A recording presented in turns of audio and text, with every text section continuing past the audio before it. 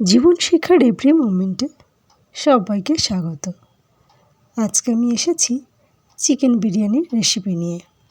কিভাবে দোকানের মতো ঝরঝরে আর সুস্বাদু চিকেন বিরিয়ানি বানানো যায় সেটাই আমি আজকে আপনাদেরকে করে দেখাবো। আসুন তবে দেখে নেওয়া যাক আজকে এই রেসিপিটা। ওভেনে কড়াইটা গরম হওয়ার জন্য বসিয়ে দিয়েছি। গরম হয়ে যাওয়ার পরে দিয়ে দিলাম পরিমাণ মতো সর্ষের তেল। তেলটা গরম হয়ে গেছে। এবার আমি এর মধ্যে দিয়ে দেব আগে থেকে কেটে রাখা পেঁয়াজগুলো।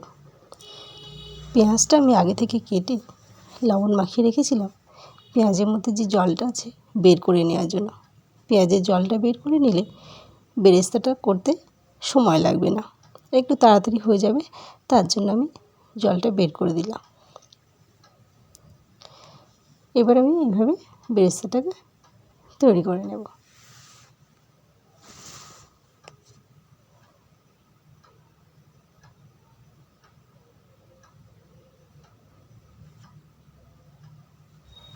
বেরেস্তাটা রেডি হতে হতে আমি চালটাকে 3-4 বার জল পাল্টে ভালো করে ধুয়ে নিয়ে এটাকে আধ ঘন্টার জন্য ভিজিয়ে রাখব।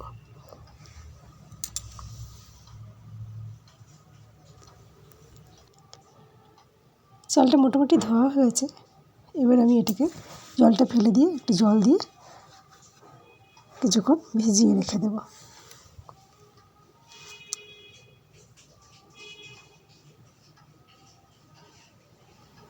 বেরেস্তাটা রেডি হয়ে গেছে। এটা আমি অন্য একটা পাত্রে নামিয়ে নেব।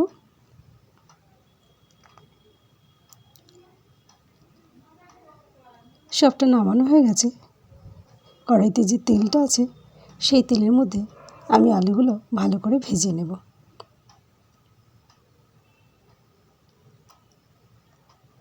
এবার আলুগুলো আমি কড়াইতে দিয়ে দেব।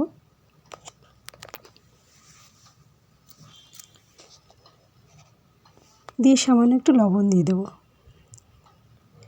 লবণ দিয়ে আলুটাকে ভালো করে ভেজে নেব। এখানে আমি 500 গ্রাম চিকেন নিয়েছি। এর মধ্যে আমি দিয়ে দেব 1 চামচ হলুদ গুঁড়ো, 1 চামচ ধনে গুঁড়ো,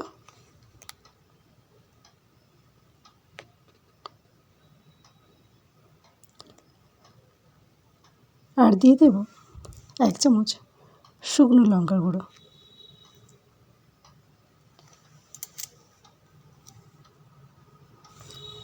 আর দিয়ে দেব 1 চামচ মতো বিরিয়ানি মশলা। এবার আমি দিয়ে দেব 1 চামচ লবণ, আর দিয়ে দেব 4 টেবিল চামচ টক দই।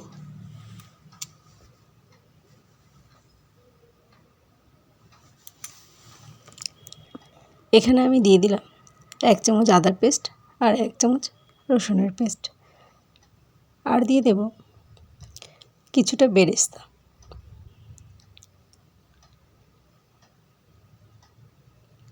বেরেস্তাটা দিয়ে দিলাম। এবার সমস্ত কিছু খুব ভালো করে মিশিয়ে নেব।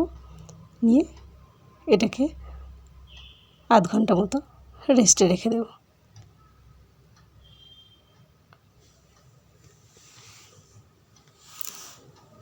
আলুগুলো ভাজা হয়ে গেছে। এগুলোকে আমি অন্য একটা পাত্রে নামিয়ে নিলাম। এবার আমি এই তেলের মধ্যে দিয়ে দেবো 4 চামচ ঘি।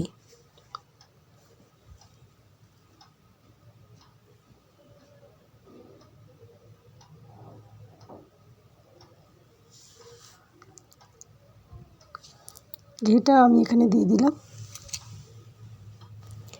ঘিটা গরম হয়ে গেছে।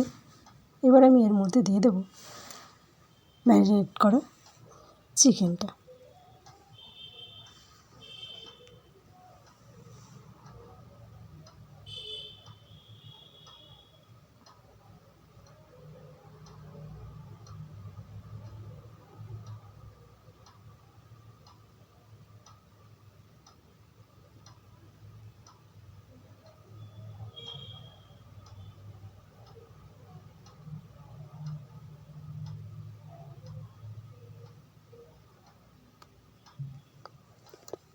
এই সময় আমি গ্যাসের ফ্লেমটাকে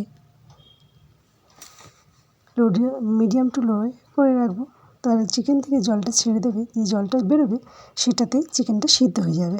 এদিকে আমি ওভেনের উপরে হাঁড়িটা বসিয়ে দিয়েছি, দিয়ে জল দিয়ে দিয়েছি।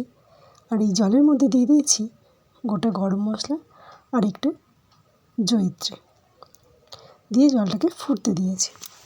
জলটা ফুটতে শুরু করেছে। এবার আমি এর মধ্যে দিয়ে দিলাম চালটা।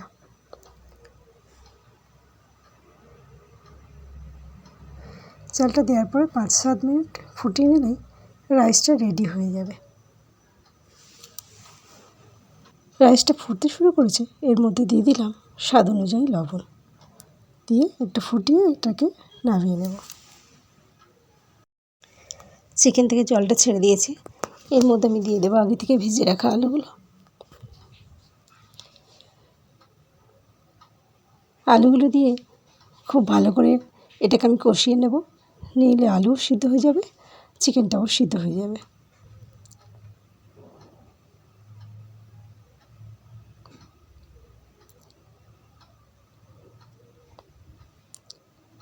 আলুগুলো দিয়ে দিলাম, দিয়ে এবার এটাকে খুব ভালো করে কষিয়ে নেব।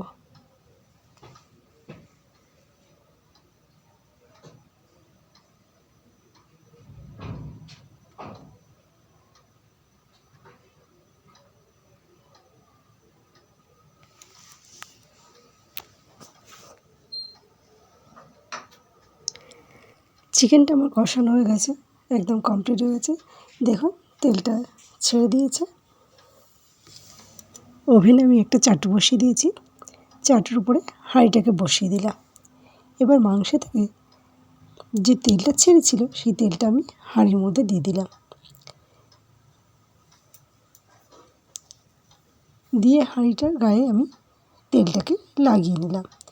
এবার আমি হাঁড়ির মধ্যে দিয়ে দেব কিছুটা মাংস আর কয়েক পিস আলু।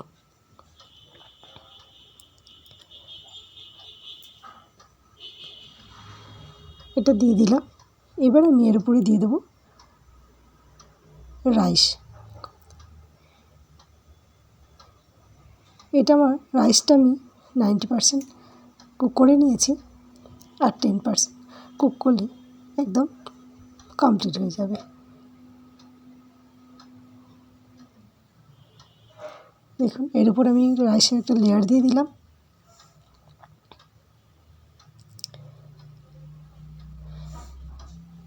রাইসটাকে সমান করে দিয়ে এর উপরে আমি আরেকবার মাংসের আরেকটা লেয়ার দিয়ে দেবো, আলুও দেবো, চিকেনটাও দিয়ে দেবো।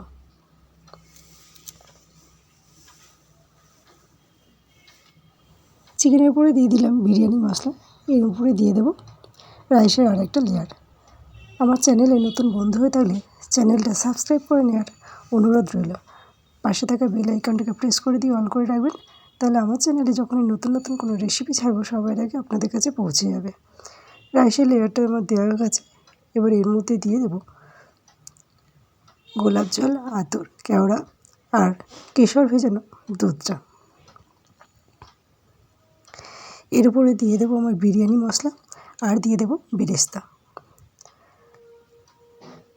সবাই ভালো থাকবেন, সুস্থ থাকবেন। আজ এই পর্যন্ত, আবার অন্য কোনো দিন হাজির হয়ে যাব অন্য কোনো নতুন রেসিপি নিয়ে।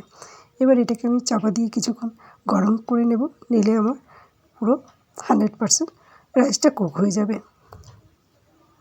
সবাই ভালো থাকবেন, ধন্যবাদ।